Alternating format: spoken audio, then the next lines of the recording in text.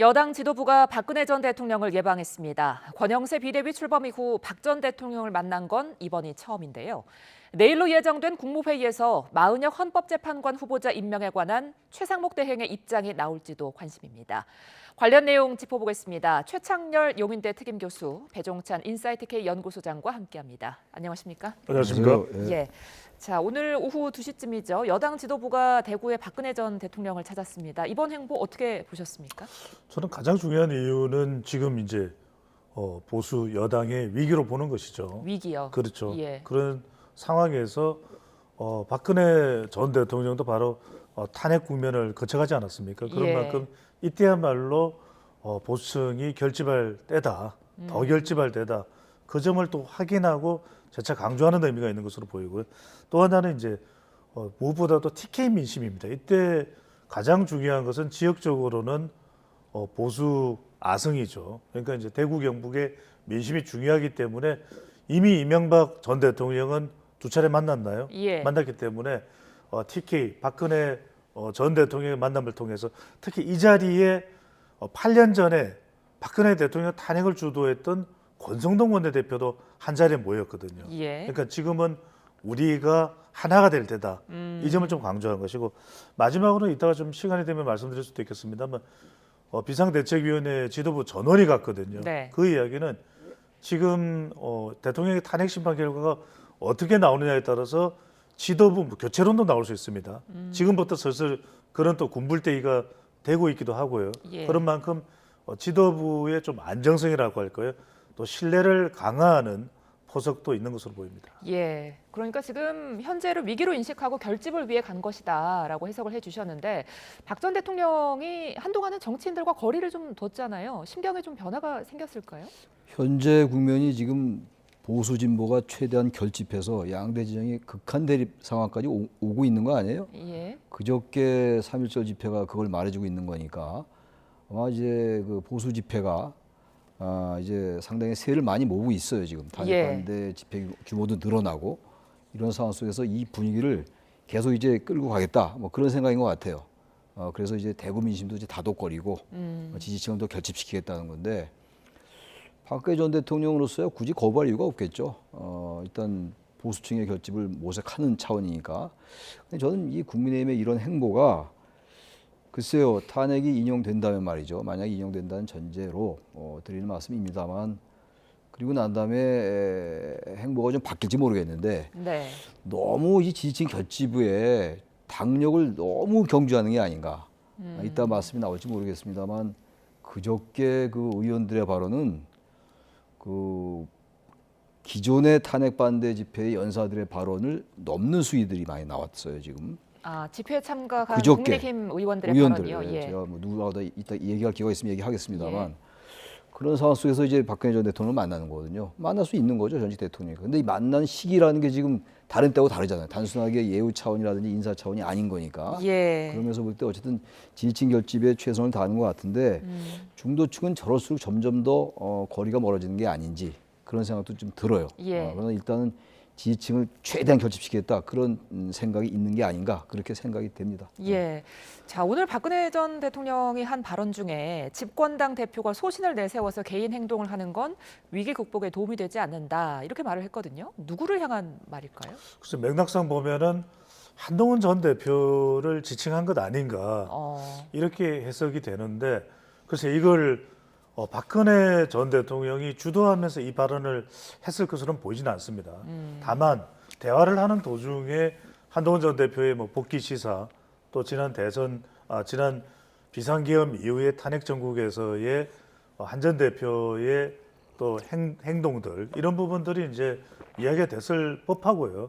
그러다 보면은 박근혜 전 대통령의 머릿속에도 8년 전 탄핵 국면에서도 보수가 이제 쪼개졌었거든요.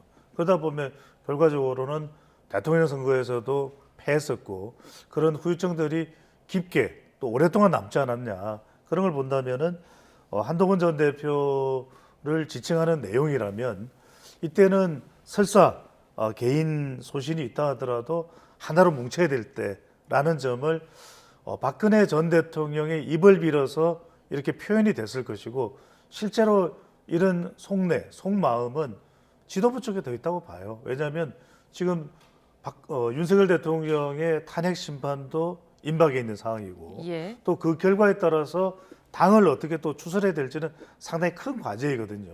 이럴 때 한동훈 전 대표가 다른 목소리 또 다양한 목소리로 인식될 수 있지만은 이게 상당히 또 지금 비상 지도부로서는 상당히 큰 부담일 수 있습니다. 이런 만큼 이걸 직접 거론하기는 뭐 개별 의원이는 몰라도 지도부에서 공론하기는 힘들 테고 오히려 박 전 대통령의 입을 통해서 이 부분을 좀 부각시킨 게 아닌가라는 생각이 듭니다. 예, 이 발언이 한동훈 전 대표를 향한 발언이라면 보수 지지층은 어떻게 받아들일까요? 글쎄요, 지금 이제 그 국민의힘은 어쨌든 탄핵 반대 쪽으로 거의 당론으로 정한 상태고 계엄에 대한 생각도 좀 바뀐 것 같아요. 계엄도 처음에는 계엄은 잘못됐는데 예. 그 권영세 비대위원장도 바로 얼마 전에 그 관훈클럽 거기 토론회 때도 계엄은 과도했다. 그러나 계엄 해제 의견에는 참여하지 않았다. 뭐 이런 얘기를 했단 말이에요. 예. 근데 이제 조금 바뀌는 것 같아요. 그게 불과 얼마 전인데 거의 계엄도 정당했다라는 쪽으로 좀 바뀌는 기류 같아요. 기류가.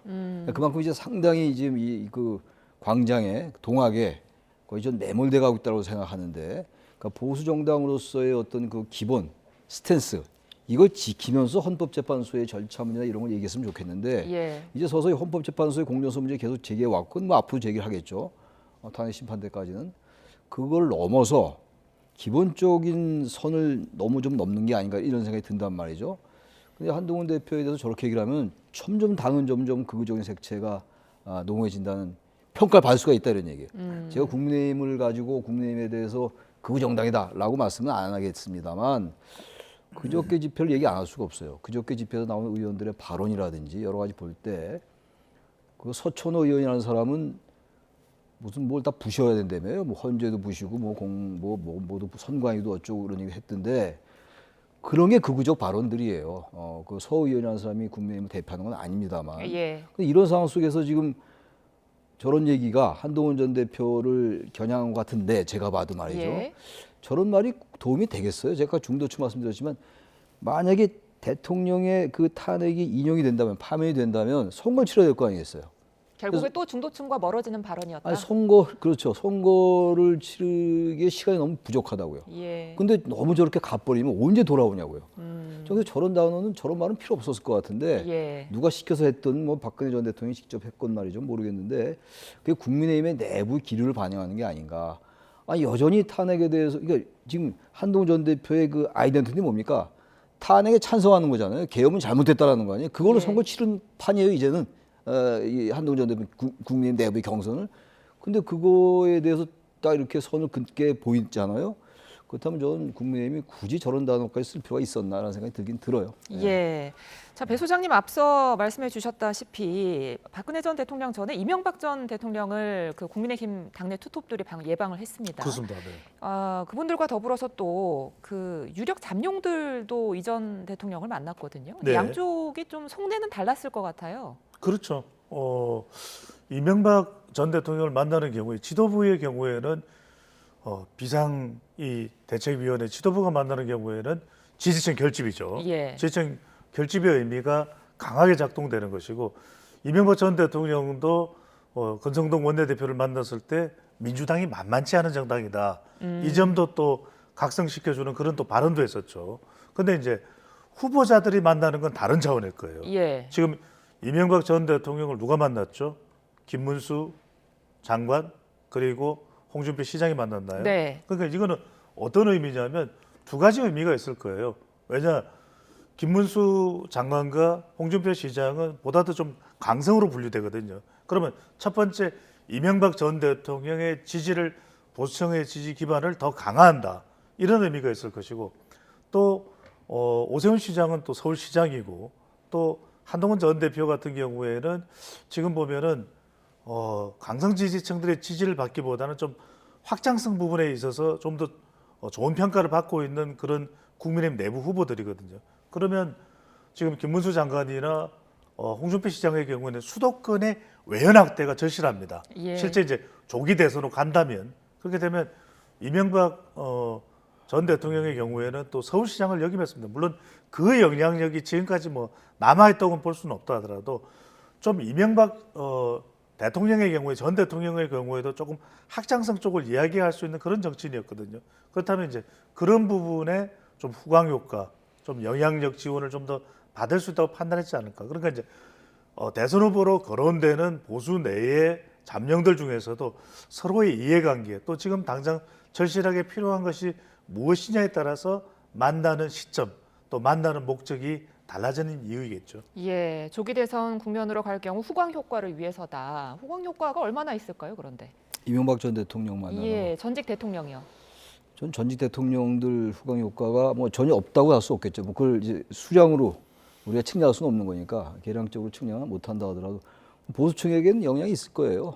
박근혜 전 대통령이나 이명박 전 대통령 만나면 예. 전통적인 보수 지지층들에게는 의미가 있겠죠. 근데 역시 뭐 숱하게 하는 얘기입니다. 저만 하는 얘기가 아니고 많은 사람들이 하는 얘기인데 결국 이 선거는 조기 대선이 치러지면은 결국 중도층의 싸움일 거예요. 예. 지난 대선 때도 23만 표 차밖에 안 났잖아요. 근데 지금 같이 이렇게까지 갈라진 상태에서 이미 그때가 되면 탄핵 국면은 끝나는 거니까 선거 국면으로 가면 어쨌든 양대 지지층이 최대 결집할 거고 물론 탄핵 찬반에 대한 프레임이라는 게 작동되겠죠. 그럼에도 불구하고 일단 중도층의 그 표를 누가 더 많이 얻느냐 할 겁니다 아마. 그런 의미에서는 뭐 이명박이나 박근혜 전 대통령 두 분을 만나는 게 크게 중도층의 소구력은 그 제한적이지 않을까 그렇게 생각이 돼요. 예. 네. 자, 이번에 마은혁 헌법재판관 후보자 이야기 좀 해보겠습니다. 지금 최상목 대행이 연휴 동안 특별한 입장을 내지 않고 있고 내일 국무회의 이제 간담회를 통해서 이제 의견을 좀 모아 보겠다라고 했는데 이런 간담회 어떻게 봐야 될까요? 좀 통상적인 걸로 봐야 될까요? 뭐 국무회의, 국무위원들과의 간담회 절차 또는 의견을 모으는 과정 필요하겠죠. 그런데 이것이 비단 마은혁 헌법재판관 후보자와 관련된 것만은 아닐 겁니다. 지금 당장 우리 앞에 놓여 있는 국가적인 과제들, 뭐 통상이라든지 이런 또 민생이라든지 이런 부분들에 대한 것이 시시각각 최상목 대통령 권한대행으로서 논의될 수밖에 없는데 이제 정치적으로 보면은 지금 마은혁 헌법재판관 후보자를 임명하느냐 여부 지금 당장 예. 그러니까 임명이라는 것은 권한쟁의 심판에서 헌법재판소에서 결정이 내려졌기 때문에 임명을 거부할 길은 상당히 좀 그러니까 낮다. 그렇죠. 이 곤혹스러운 상황입니다. 임명이라는 것 자체는 하지만 이제 언제 임명하느냐는 부분이겠죠. 예. 이 부분에 대해서는 이 최상목 권한대행이 당장 임명하기는 어려울 것이다. 그 두 가지 이유는 첫 번째로는 그것을 이제 충분히 이제 공유하는 자리가 바로 이 국무위원들과의 간담회가 되겠죠. 이제 첫 번째 당장 임명하기가 어려운 이유는 한덕수 이 국무총리의 이 선고가 날짜가 임박했다라는 겁니다. 네. 그러면 이 한덕수 국무총리가 만약에 헌법재판소의 선고에 따라서 다시 그것이 이제 기각이 돼서 권한대행의 자리로 돌아온다면 이 마은혁 헌법재판관 후보자 임명과 관련된 부분은 한덕수 권한대행의 몫일 수가 있는 것이거든요. 그렇기 때문에 이것을 당장 최상목 권한대행이 할 경우에 충돌이 발생할 수밖에 없는 것이고 두 번째는 이 부분일 겁니다. 정치적인 이유. 그래서 정무적인 판단을 하는 것이 마은혁 헌법재판관 후보자가 임명됐을 때 정치권에서 지금 뻔히 이제 예상하고 있는 것은 그러면 9명이 될 것이고 설사 보수 성향이 강한 헌법재판관 3명이 윤석열 대통령의 이 탄핵 심판에 대해서 기각 의사를 가지고 있다 하더라도 6명이 마은혁 헌법재판관 후보까지 포함하면 6명이 인용일 것이기 때문에 좀 더 인용의 안정적인 수순으로 간다.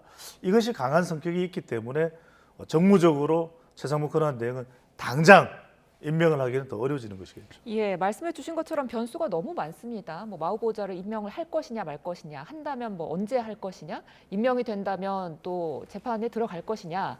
이런 혼란들이 계속 이어질 것 같은데 탄핵 심판 절차의 혼란을 좀 줄이려면 결국에는 누가 좀 나서야 될까요? 근데요, 지금 이제 민주당이나 국민의힘이나 아주 우리가 냉철하게 봐서 네. 있는 그대로 현실적으로 봐서 생각과 이 지금 방향이 다르잖아요. 그렇다면 이럴 때는 원칙과 정도를 따르면 제일 문제가 없어요. 그렇지 않습니까? 네. 민주당의 속내나 국민의힘의 속내 다 아는 거고 뭐가 나무랄 것도 없어요. 근데 문제는 지금 마은혁 후보자에 대해서 헌법재판소가 뭐라고 그랬습니까? 헌법이 부여한 국회의 헌재 구성권을 침해했다고 얘기했잖아요. 그렇게 판시를 했어요. 대한민국 헌법재판소가. 또 대통령은 국회가 선출한 사람의 임명을 임의로 거부하거나 선별 임명할 수 없다. 헌법상 대통령의 재판관 임명권 행사는 권한인 동시에 의무다. 라고 못을 박았습니다. 바로 이게 이렇게 판단이 나올지 아니면 임명 안 해도 된다는 판단이 나올지를 구한 게 헌재에다가 위헌 심판 제기했던 거 아니에요? 권한 제기 심판했던 거 아니겠어요? 예. 근데 이거 여기 판시했잖아요. 근데 여기 무슨 정무적 판단이 필요합니까? 전 참 이해가 정말로 안 가요. 아니 권한대행이 무슨 자격으로 바로 이러한 것 때문에 헌법재판소가 1987년도 9차 개헌 때 대한민국의 국민의 결단을 만든 게 헌법재판소입니다. 사법 최고의 기구로. 그러니까 탄핵이 의결돼도 헌법재판소의 판결을 기다려보는 거 아니에요. 국회 대의기구에서 결정을 해도 말이죠. 근데 이렇게 판시를 했는데 이건 탄핵 관련은 아닙니다만 근데 무슨 자격으로 권한대행이 됐건 대통령이 됐건 무슨 정무적 판단하고 법제처에 뭘 유권해서를 구하냐고요. 이러니까 대한민국의 이 보수가 지금 허물어져 있는 거예요. 제가 볼 때는. 이건 제가 말이 안 된다고 봅니다. 뭘 정무적 판단을 해요. 바로 그 정무적 판단 이전에 이 헌재 판단이 내려진 거 아니에요. 임명해야 되는 겁니다. 근데 여러 가지 무슨 얘기를 하니까 그러니까 양쪽의 계산을 우리가 다 아는 거니까 원칙대로 하라 이게 법과 원칙대로 그럼 문제가 안 생길 거 아닙니까? 자꾸만 지금 뭡니까 국민의힘이나 대통령 측에서 헌재 문제 제기한 게 뭡니까? 헌재의 절차가 문제가 있다고 얘기하는 거잖아요. 예. 거기에 따라 방어권 얘기하고 법원이 또 판단하고 이렇게 가는 거예요. 좋습니다. 다 좋은데 저 이 문제 이렇게 하면 안 되죠. 이걸 가지고 9명이 되면 더 탄핵 심판이 더 용해질 거고 뭐 저기 변론 갱신이 되고 이런 얘기를 하는 거 아니에요. 이른바 그게 이제 변수라는 거 아닙니까? 다 우리 국민들께서 다 아시는 건데 그렇기 때문에 이럴 때는 헌재가 재판해줬으니까 판시했으니까 따르는 게 맞는 거예요. 제가 최상목 대행의 저 행동은 전 썩 적절한 행동 같지 않아 보여요. 예. 이럴 때 정말로 정확하게 대응이 해야죠. 기억나세요? 노무현 전 대통령 탄핵됐을 때 업무 복귀하기 전에 그때 고건 총리가 있잖아요. 예. 그때 고건 총리 잘했어요 아주. 야 대통령 없어도 되겠다라는 말이 나올 정도로 제 기억이 생생해요. 2004년도에. 왜 최상목 대행이 그런 평가를 못 받습니까? 이럴 때 강단이 있게 헌재 재판 난 따르겠다. 그럼 정무재판은 여야 눈치 볼 일이 없다고요. 저러다 보니까 여당 얘기도 들어야 되고 야당 눈치도 좀 봐야 되고 이렇게 돼버리고 만 거예요. 제 개인 생각입니다만 전 저건 적절치 않은 것 같아요. 저 임명하는 게 맞다고 생각합니다. 알겠습니다. 그러니까 짧게만 한 말씀 드리면 임명을 안 할 수는 없어요. 그 부분은 저도 말씀드렸지만 임명은 해야 되는데 이건 이제 2010년에 나왔던 헌법재판소의 결과에서도 즉각 임명이랑은 달라요. 이번의 경우에도 즉각 임명은 각하가 됐습니다. 그래서 임명을 하는 시점이 언제이냐는 상당히 또 정치적으로 작동될 수 있는 부분이라는 말씀은 제가 드렸고 예. 임명을 안 할 수는 없을 거예요. 예. 자, 이렇게 탄핵 심판 선고를 앞두고 여야 잠룡들도 분주합니다. 한동훈 전 대표가 지금 책을 출간하고 공부의 행보를 가졌는데 이에 대해서 뭐 말이 많네요. 시기가 좀 이르다는 말도 있고요. 글쎄요, 근데 이제 뭐 한동훈 전 대표도 이제는 개인 정치인입니다. 그 부분에 대해서 여러 가지 뭐 평가는 할 수 있지만 뭐 하라 말라 할 수는 없겠죠. 물론 조언을 할 수 있고 또 정치적으로 또 비판도 할 수 있고 해석도 할 수 있겠지만 첫 번째로는 이제 한동훈 전 대표로서는 정치를 하기로 마음을 먹었다면 어떤 식으로든 행보를 해야 되겠죠. 그리고 이제 기회를 지렛대로 이제 삼는 것이 바로 이제 책을 출간하는 것입니다.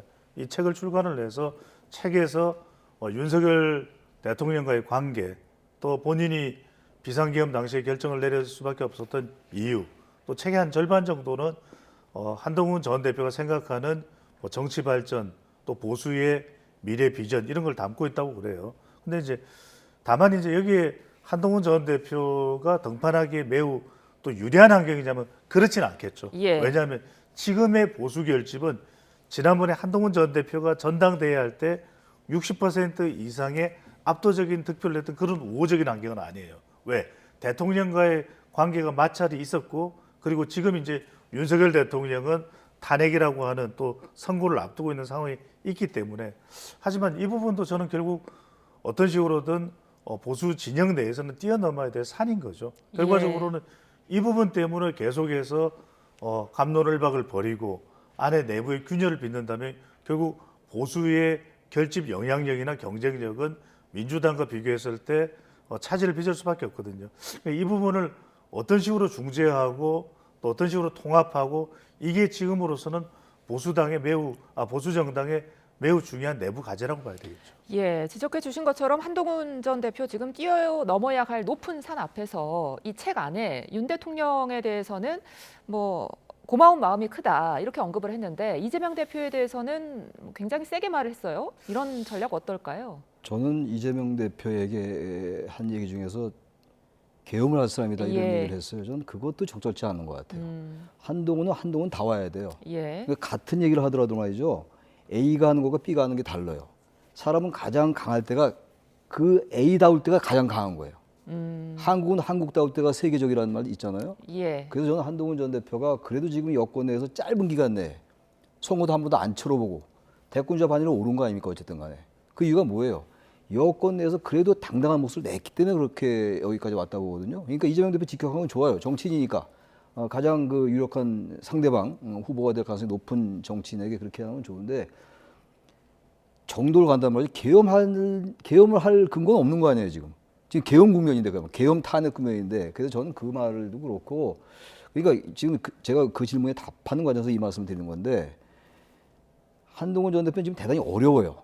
이른바 배신자 프레임이라는 게 있어가지고 전부 당은 지금 탄핵 반대로 가고 있는데 탄핵을 찬성했고 계엄은 정당하지 않았다고 얘기한 사람이란 말이에요. 계엄 네. 직후에 그걸 뛰어넘어야 될 거예요. 경선을 뛰어넘어야 되니까 이게 지금 대선 본선이 아니잖아요.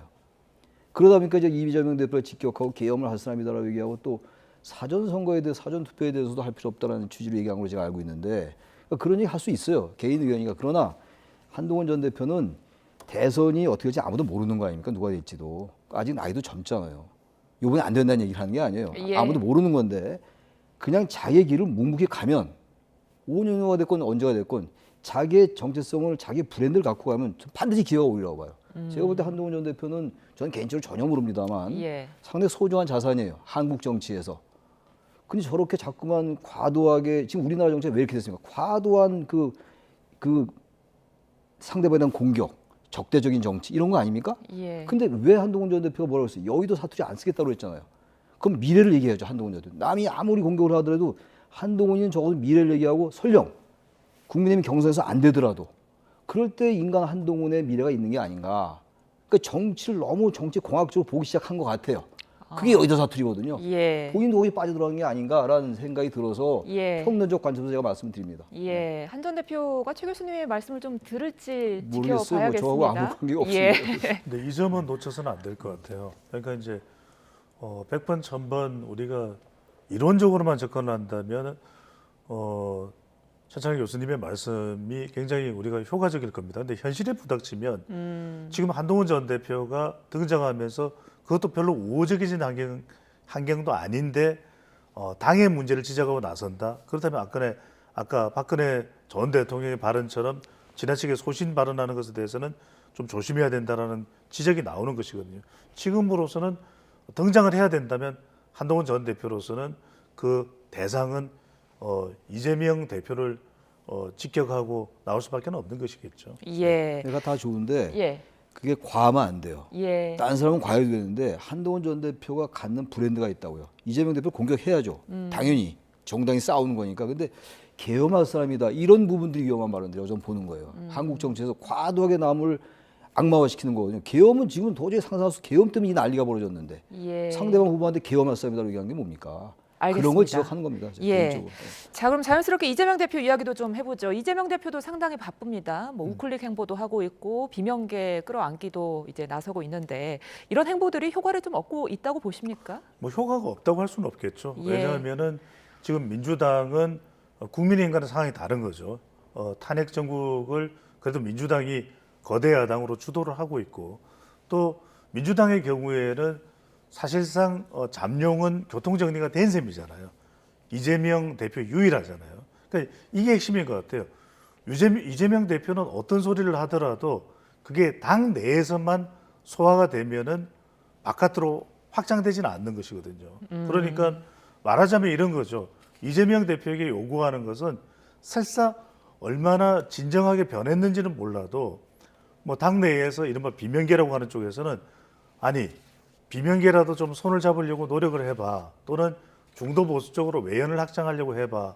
그런 시도만 해도 어느 정도 성과를 좀 볼 수 있는 것이 지금 이재명 대표의 상황인 것이고 그러니까 실질적으로 그것이 얼마나 되는지 여부를 떠나서 그래서 지금 뭐 중도 보수를 표방만 해도 어느 정도 효과를 볼 수가 있는 것일 테고요. 또 말하자면 뭐 이른바 쓴소리를 해왔던 김경수 전 지사나 임종석 전 대통령 비서실장 만나잖아요. 그러면 그 만난 것만으로도 효과를 거둔다는 거죠. 그러니까 제가 비교를 해보자면 이재명 대표는 제스처, 시도만 해도 효과를 보는 것이고 국민의힘은 지금 대통령의 탄핵 심판 국면에 놓여 있기 때문에 예. 어떤 시도를 하더라도 참 발언을 좀 더 순화해서 하고 싶어도 그런 발언들은 참 국민들에게 유권자에게 효과적으로 전달되기가 매우 힘든 그런 상황으로 보이는 것이죠. 예, 여론조사 결과를 좀 같이 보죠. 오늘 나온 리얼미터 조사 보면은 정당 지지도에서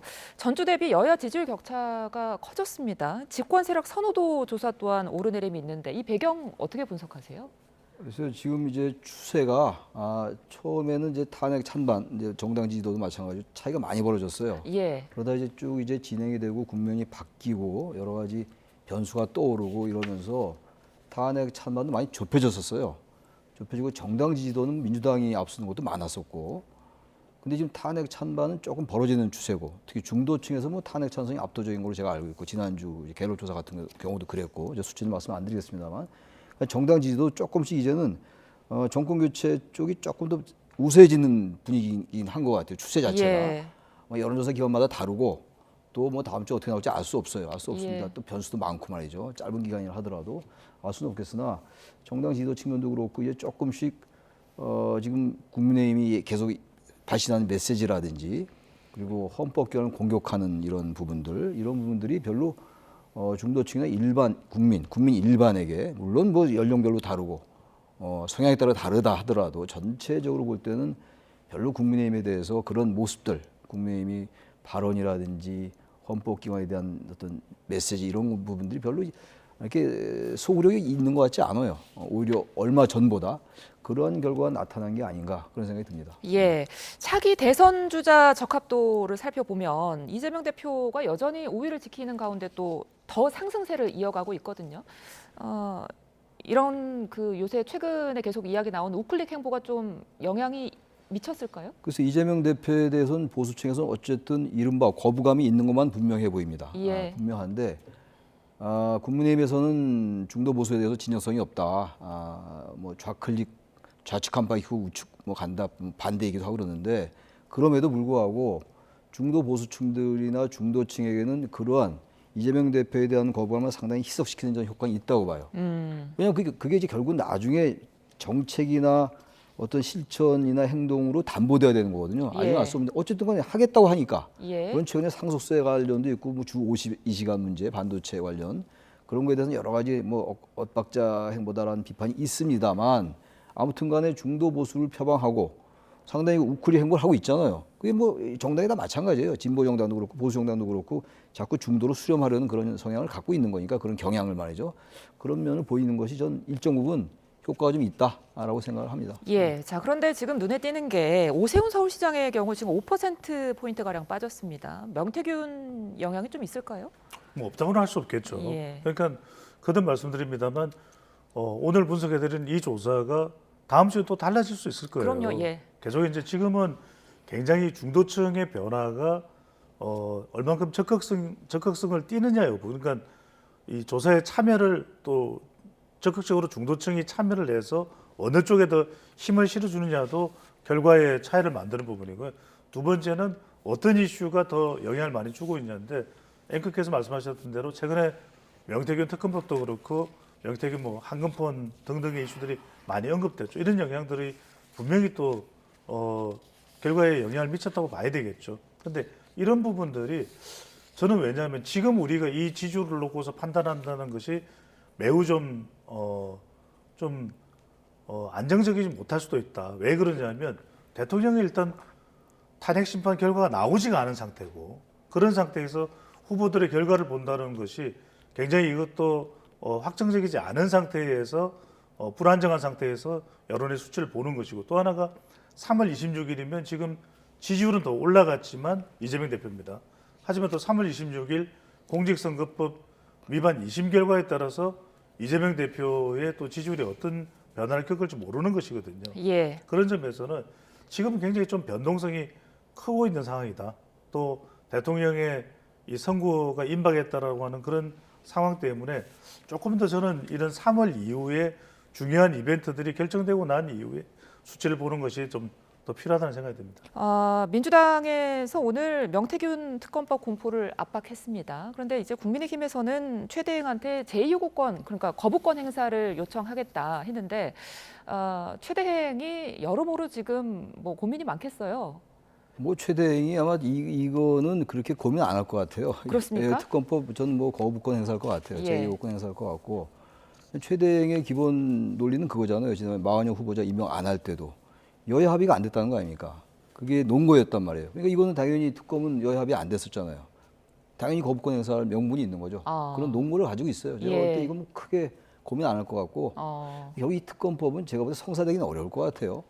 재의결 하겠죠. 이제 제2 요구하니까 제2 하겠죠. 제2 의결을 하고 제2를 하는데 거기서 국민의힘이 지금 이렇게 완전히 진영 대 진영으로 극단적으로 이제 대립하고 있는 상황이라서 이탈표 안 나올 것 같아요. 몇 달 전만 해도 비상계엄 전만 해도 김건희 여사 특검에 대해서 이탈표가 몇 편이 뭐 이런 얘기 많이 했잖아요. 예. 지금 제가 볼 때 명태균 특검법 넘어와서 국회 재표결 또는 재의결 들어가도 이탈표 나올 것 같지 않아요. 그래서 결과적으로는 성사되지 않을 텐데 어쨌든 야당은 이 명태균 특검법을 계속 얘기하면서 이제 오세훈 시장 그리고 김건희 여사 대통령 홍준표 시장 이런 얘기들이 계속 이슈가 되는 거 아니겠어요? 그런 걸 노리는 게 아닌가 생각이 들어요. 예. 아마 성사되기 어려울 겁니다. 아마 결론적으로. 네.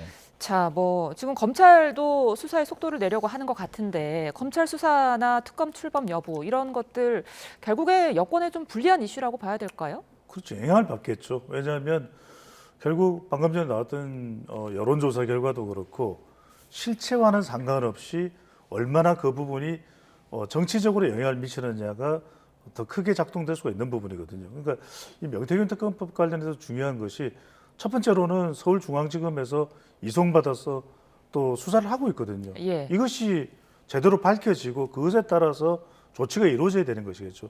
두 번째는 뭐냐면 사람 이름만 거론될 뿐 뭐 명백하거나 치명적인 결과가 나온 게 있습니까? 그러다 보면 이게 더 정치적으로 파장이 되거나 정치적으로 흔들기로 오해나 의심을 살 수밖에 없는 것이거든요. 그러니까 가령 민주당에서도 이 부분에 대해서 가지고 있는 그런 제보나 치명적인 내용이 있다면 그것을 공개를 해야 되는 것이겠죠.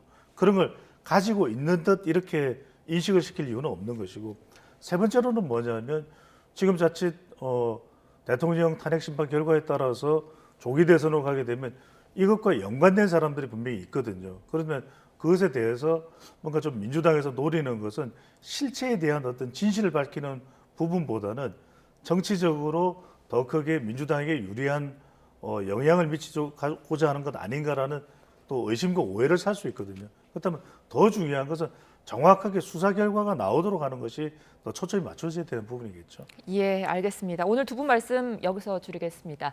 지금까지 최창렬 용인대 특임교수, 배종찬 인사이트K 연구소장과 함께했습니다. 오늘 말씀 고맙습니다. 예, 감사합니다.